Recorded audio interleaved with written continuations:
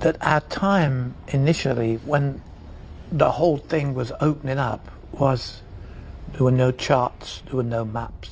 In 1980, the world of rock stood still. Led Zeppelin, the greatest band of its generation, was offered the unthinkable, a reunion deal worth $800 million. Stadiums were ready, promoters begged, fans around the globe prayed for one more night of magic. But Robert Plant, the golden voice of Led Zeppelin, walked away. No hesitation, no apology. He refused the biggest offer in music history, turning his back on the very dream that made him a legend. People called him insane, others said he was haunted. But the truth behind that decision runs deeper than money or pride. It was rooted in grief, guilt, and a loss he could never escape. Because before the world saw the god of rock, there was a man who lost everything that ever mattered. And the truth about that refusal is much darker than anyone ever knew.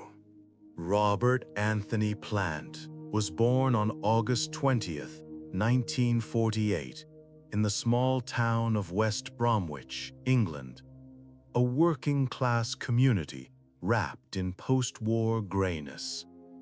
His father was a civil engineer, strict and distant. His mother, a warm Welsh woman, encouraged his curiosity for art and sound. But inside that quiet home, the boy felt a restless pull, something calling him beyond the ordinary life expected of him.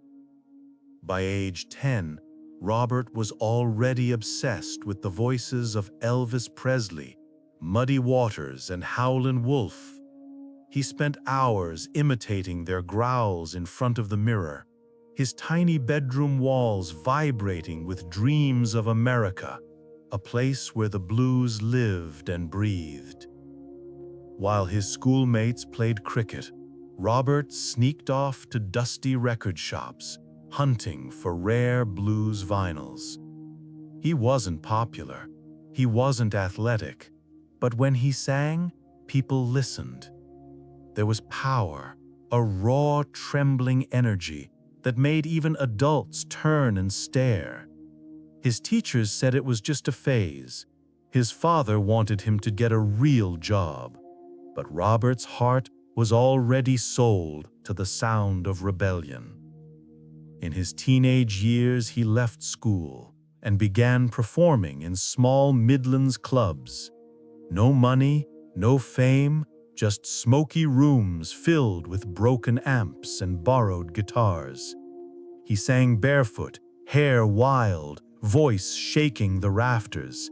People didn't know it yet, but a storm was being born, a storm that would soon shake the world of rock forever. By 1968, the British rock scene was exploding, and Robert Plant was about to be swept into its storm.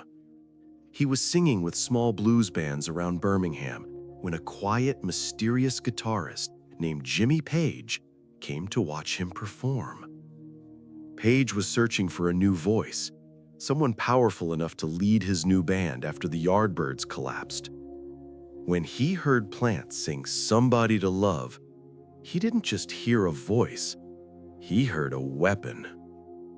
Within weeks, Robert Plant and Jimmy Page joined forces with bassist John Paul Jones and drummer John Bonham, forming what the world would soon know as Led Zeppelin. Their chemistry was instant, volcanic, almost dangerous. When Plant's voice tore through the first notes of Good Times, Bad Times, rock music changed overnight. By 1971, they were untouchable. Stairway to Heaven became an anthem, and Robert's stage persona, shirtless, golden curls, eyes burning with something primal, earned him the nickname the Golden God. Audiences didn't just watch Led Zeppelin, they worshipped them. But behind the screaming crowds, the champagne, and the women, something darker was brewing.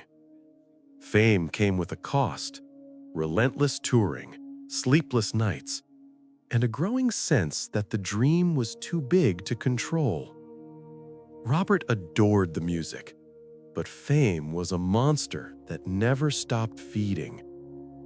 And as the 1970s rolled on, the cracks began to show. The louder the cheers, the lonelier he became.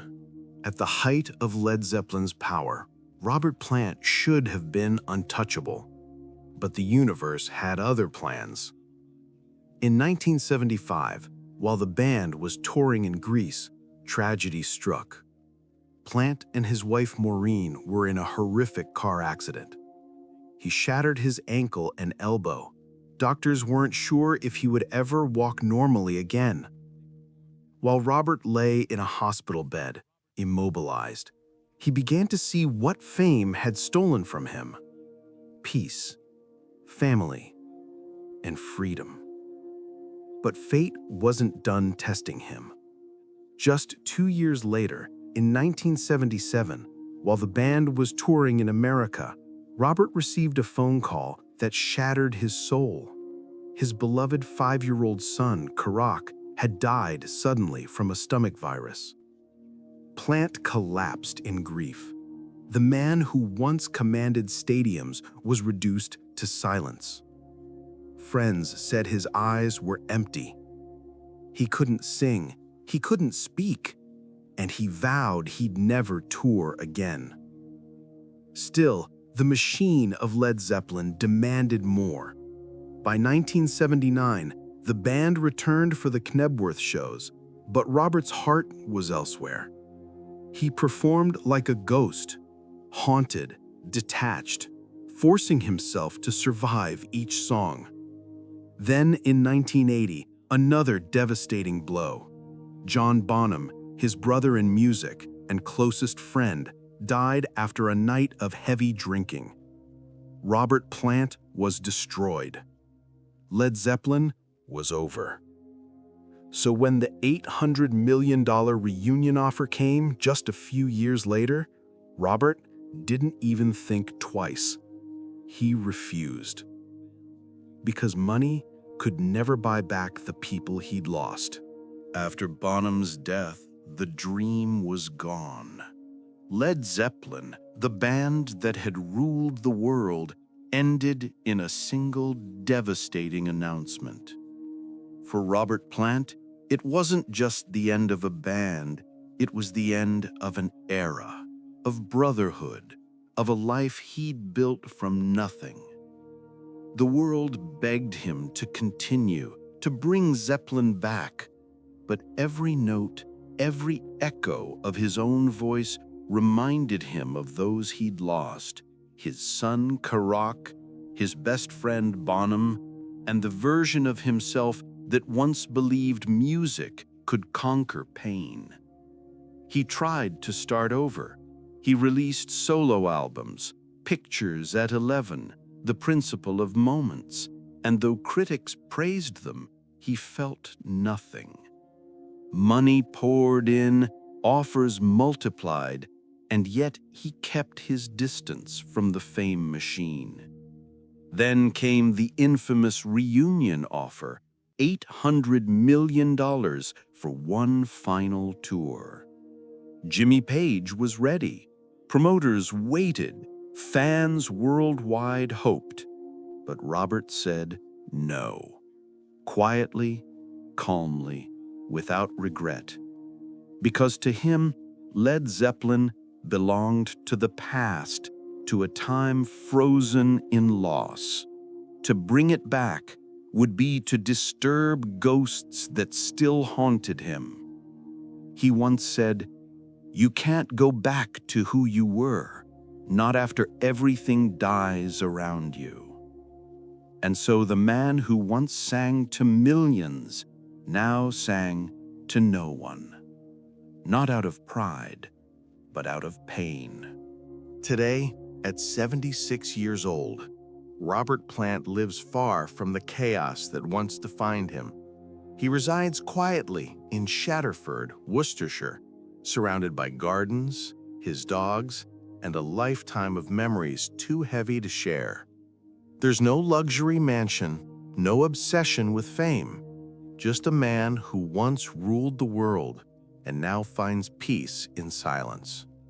He still performs, but only when the spirit moves him, in small halls, not stadiums, with folk musicians, not rock gods. When asked why he never reformed Led Zeppelin, he simply smiles and says, "Because it's not who I am anymore." Robert Plant has turned pain into wisdom and loneliness into freedom. He lost almost everything: his child, his best friend, his band, and his youth. But through it all, he kept his soul intact. The truth about his $800 million refusal isn't about money at all. It's about letting go, choosing peace over glory and love over legacy. And maybe that's the hardest thing any legend can do: to stop being a god and finally become human again.